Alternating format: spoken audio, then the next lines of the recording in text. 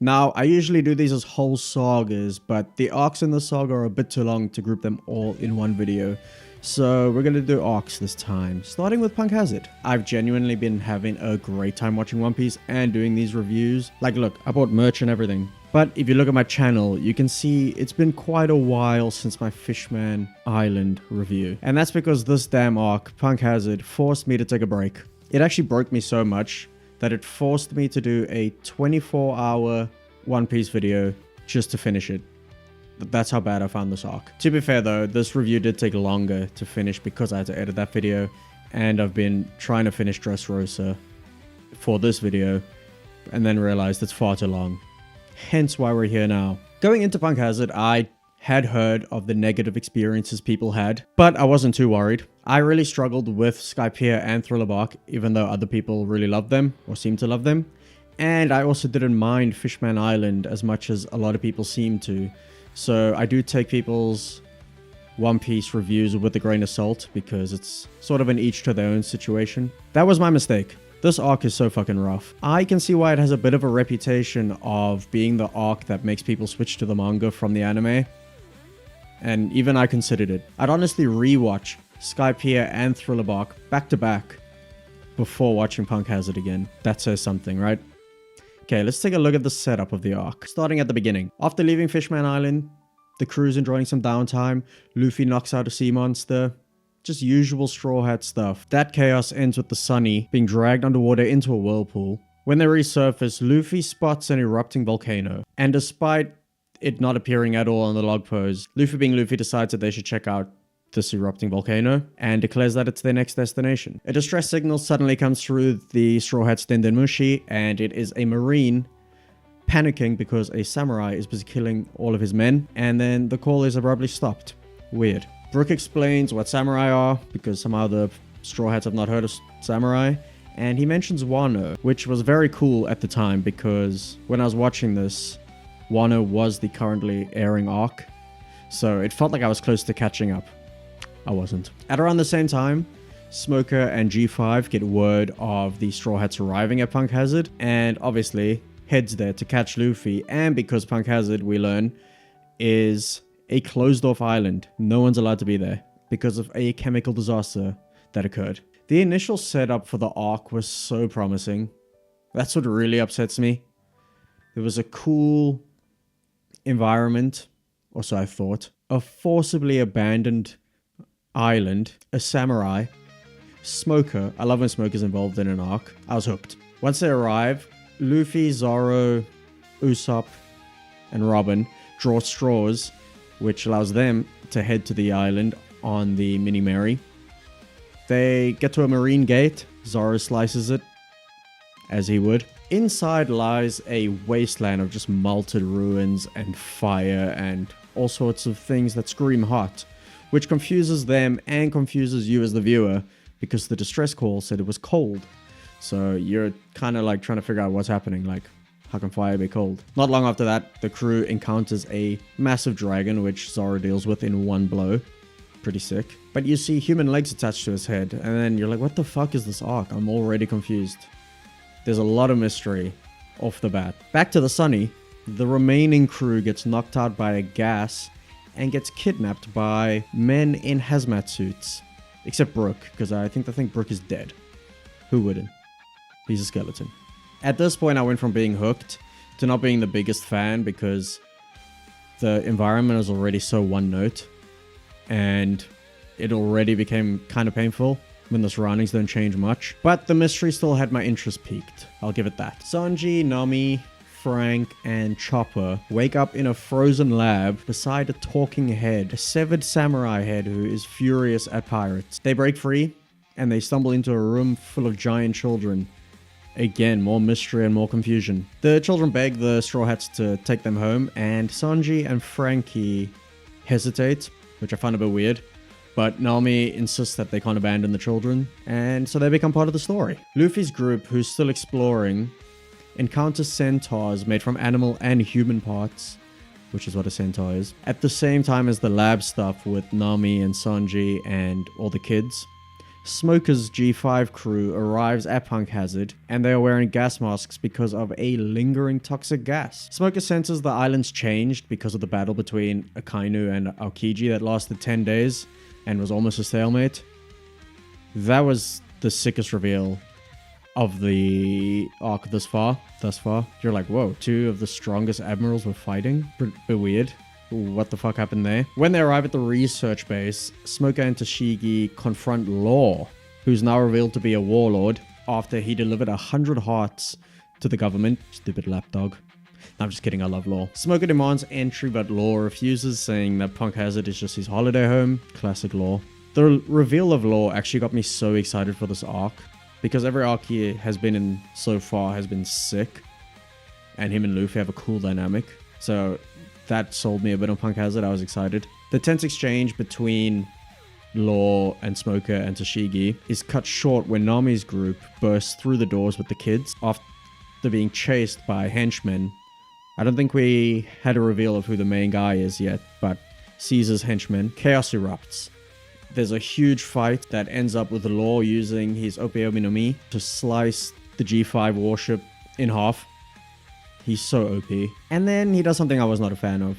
He rearranges everyone's hearts and basically everyone body swaps, which I did not like, but we'll get to that. Luffy's group eventually meets Kinemon, the samurai that was in the prison cell with Nami and Sanji and Frankie and Chopper. It's also revealed that he's the owner of all the body parts and that he's searching for his son Momonosuke. Law reappears, calm as ever, cool as you like, and greets Luffy. They speak about Marineford, and Law hints at a greater plan involving the 4 emperors, and that did get me on the edge of my seat. This potential alliance was so welcome, and I was really excited for it. Who doesn't love Law?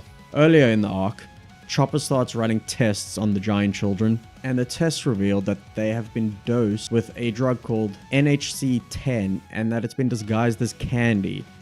And also the withdrawals make the kids mad violent, as we saw with Sind. I think that's his name. Luffy eventually accepts Law's alliance deal, and bodies and hearts are swapped back to their original places. Law explains that the kids are gigantification experiments, and reveals a plan to kidnap Caesar, and you find out why a bit later. The plan to kidnap him is he should only fight, or only Haki users should fight against him, so Luffy is set in that department, as we learned post-time skip. Meanwhile, Caesar unleashes his pet called Smiley, which is a giant toxic slime, and he just starts suffocating and killing centaurs. It's crazy and scary. Zoro, Sanji, and Brook, who were earlier ambushed by the Yeti brothers, rejoin them and also find Kinemon's torso by the lake that they were ambushed near. And after this all happens, Law suddenly collapses and a strange man enters the fold.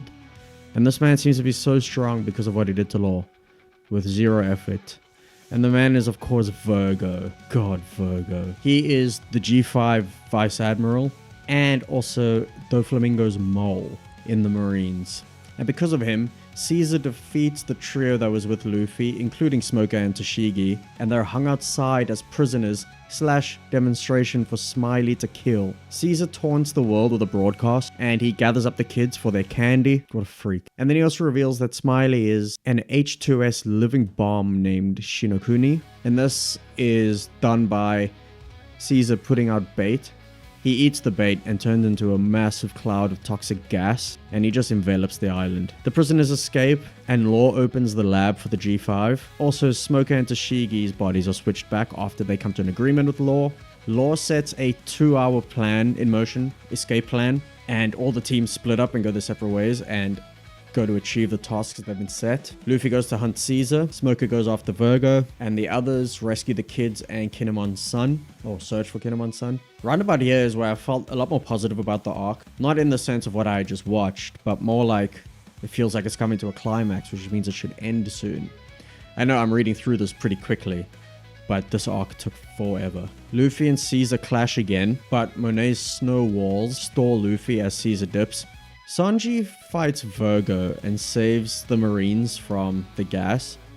This was the first real highlight for me. It was cool to see him go toe-to-toe with someone so strong.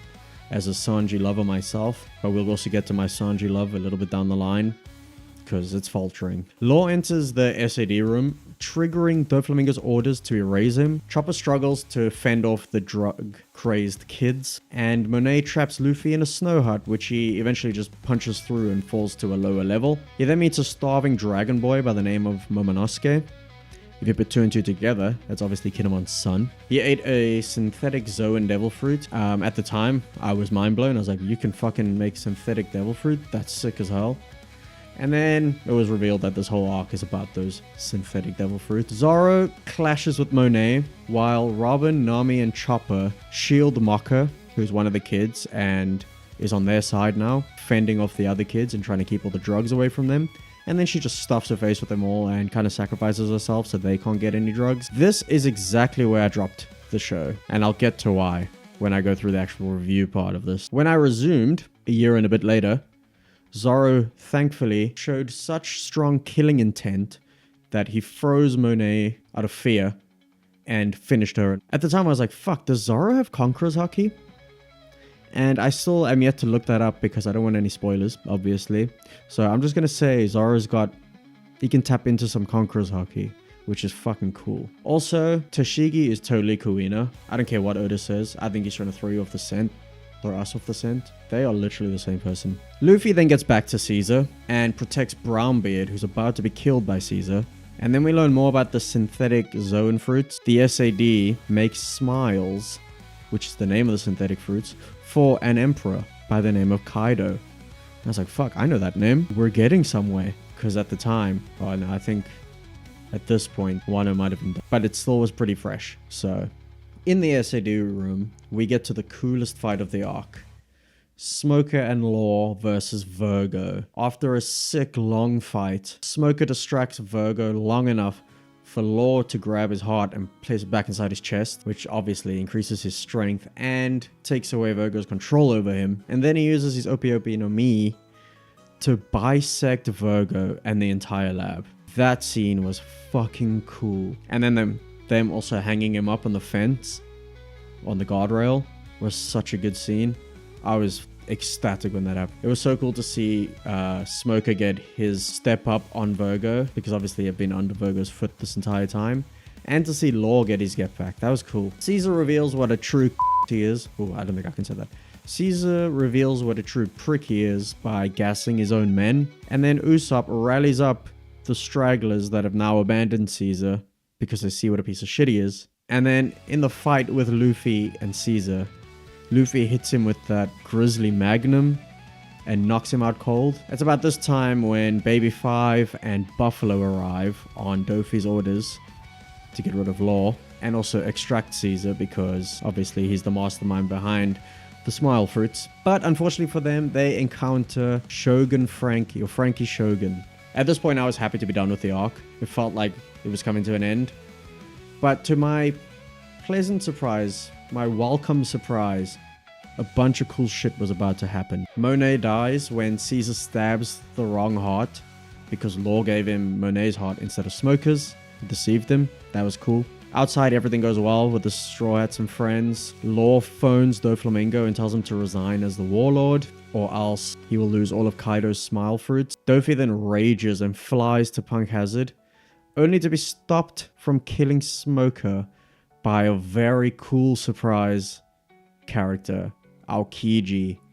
That was so sick when Aokiji just rocks up and saves Smoker. Fuck, that was cool. I'm not a Marine fan, but those two Marines, they are pretty cool. Well, I guess Aokiji's not a Marine anymore, but you know what I mean. Him showing up was one of the hypest moments of the arc. At sea, once they leave Punk Hazard and they're on their way to Dressrosa, Law explains the plan that I mentioned earlier. With Caesar captured and the SAD ruined, next is Dressrosa to smash and destroy the Smile Factory and weaken Kaido as a result. And then morning papers are delivered, and they state that Doflamingo has stepped down from the Warlords and that the Luffy-Law alliance is official. And that was fucking cool. The arc ended so strong, but let's break down why I struggled with it. First of all, character writing issues. Let's talk about Sanji, my favorite character But with every arc, he just gets creepier and creepier and creepier. The body switching gag especially was so creepy. He's in Nami's body and immediately starts acting like a pervert. It's a very rough watch. Now, I'm not sure if this is a classic Toei hates Sanji moment, because a lot of those are very justified when you compare Toei to the manga. Whether it is or it isn't, it still aids in the negative review of Punk Hazard because it is an anime review, not a manga review. So either way, I have to take it at face value. The body swapping itself adds fuck all to the story. No lessons, no character growth, and it was milked for so long. For far too long. I hated it so much, it actually had an inverse effect on character growth. It made them feel like completely new characters and pulled me out of the story. It, obviously not as extreme, but it felt like the fake Straw Hats on Sabaody. Obviously it's a very rough comparison, but like these weren't the Straw Hats that I'd grown to love and have an appreciation for and want to see growth from. It just used the whole arc to slow their growth completely, almost to a complete halt. That sucked. Then there's Caesar. Fucking Caesar. One of the most boring villains thus far. And I think it was extra harsh to watch because he was the next big villain after the worst villain, Hordy. He's one of the most boring villains in the series. His only defining trait is his funny laugh. And that's not even unique because he's like the 1000th character to have a unique / funny laugh. And he's also just a generic mad scientist, which is a trope that's been done in every piece of fiction ever. He honestly feels like Gecko Moria and Hogback combined, and some are way worse than them, and I hated them. I don't know, I don't get it. They almost had something with his Vegapunk connection, and then they didn't really explore it too much. Maybe they do later on down the line, because I do know Vegapunk is revealed and he's a recurring character. But at this point, he's still a mystery, but I feel like they could have given us a bit more. And then we go to the plot, or should I say the lack of plot. Before the smile fruits are revealed, all we know about Caesar is he's experimenting on children, making them giant, and creating a giant gas monster. Like, that's weak. And it's not like it's just weak, it also drags on forever. Law becoming a warlord and teaming up with Luffy to go after Kaido was cool, and that does set up Dressrosa very well. I have to give Punk Hazard that. But getting to Dressrosa through Punk Hazard is so fucking painful. There are glimpses of cool ideas they could have run with in the arc, like Chopper's outrage over the kids suffering could have been a very powerful thing to explore. It could have and should have been Chopper's arc. He's the one that discovered the drugs. He started forming a bond with Law, which I was a huge fan of because they're both doctors.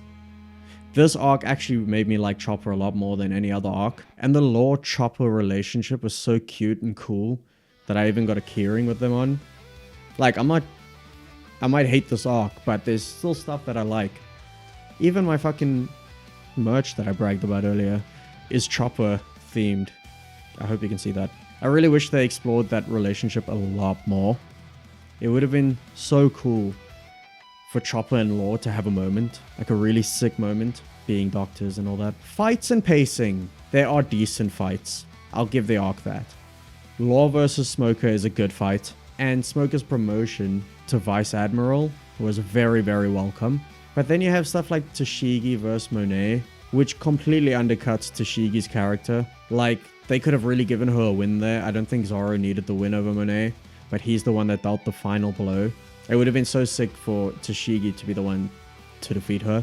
And yeah, as I mentioned earlier, this is the fight that made me drop the arc. Well, not necessarily the fight, more like the straw that broke the camel's back, because it wasn't the worst part of the arc. It just came after the longest drag of an arc. And I was like, you know what, I can't do this. And I was on a year break. The best fight by far is Virgo, Law, and Smoker. It felt like it had the most fuel behind it. Like, it wasn't just, oh, I'm the good guy and I'm here to stop the bad guy. Because you could sense there was relationships between the people fighting. They didn't all just meet on Punk Hazard. And once you get to Dressrosa, you see how truly fueled the fight is. And in hindsight, it makes the fight 10 times better because of the whole core zone thing. Man, I can't wait to do the Dressrosa review because compared to this arc, spectacular. As I alluded to many times, the pacing is the biggest issue. It played such a huge factor in me temporarily dropping the show.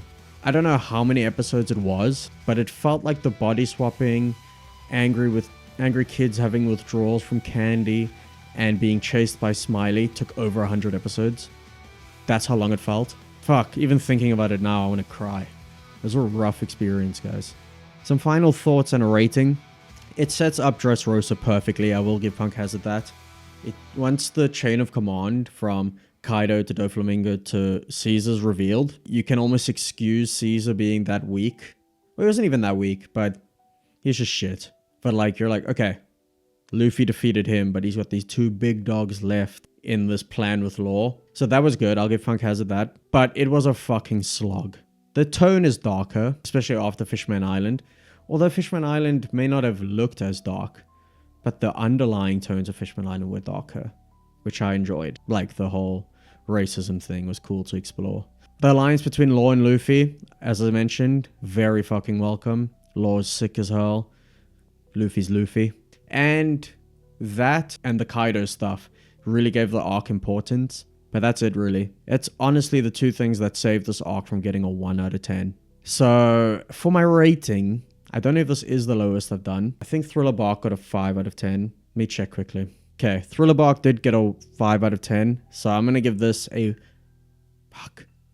I did big up a lot of stuff in the arc, so I can't do... I'll do 4. I was going to say 3, but the Virgo fight alone and the Law Luffy thing, we'll make it a 4 out of 10. I think it is still the lowest arc I've done. I can't remember what Skypiea was. I'll put it in the edit. But I can't see Skypiea being lower than a 4 because of the Noland backstory that also saved it, similar to this getting saved. Now time for the awards.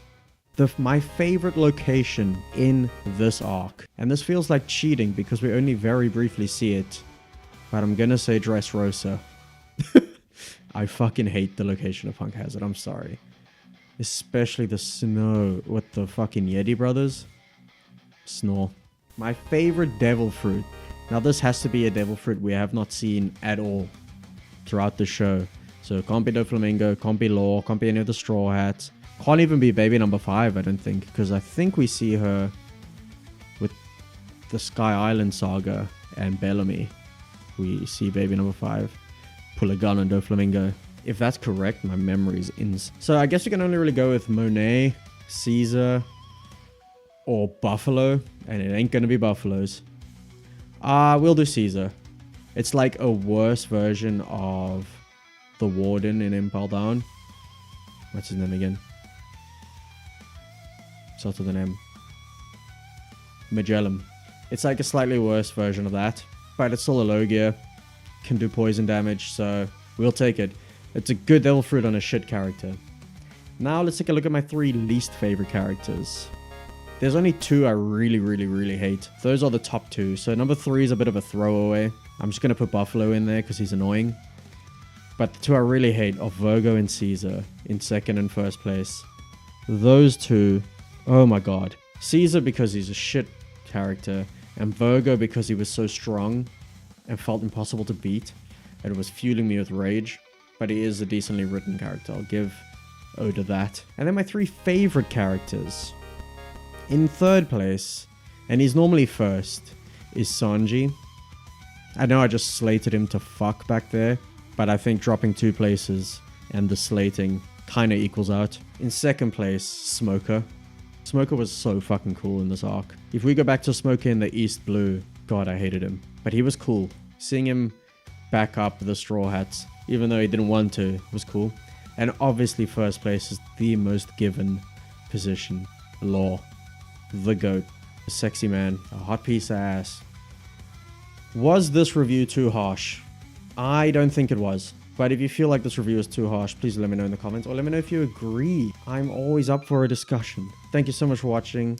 I'll drop the Dressrosa review in a couple of weeks. I think I've only got 10 episodes left. So, yep, it's getting good. Thank you so much for watching. Please like the video. Please do subscribe. And I'll see you next week.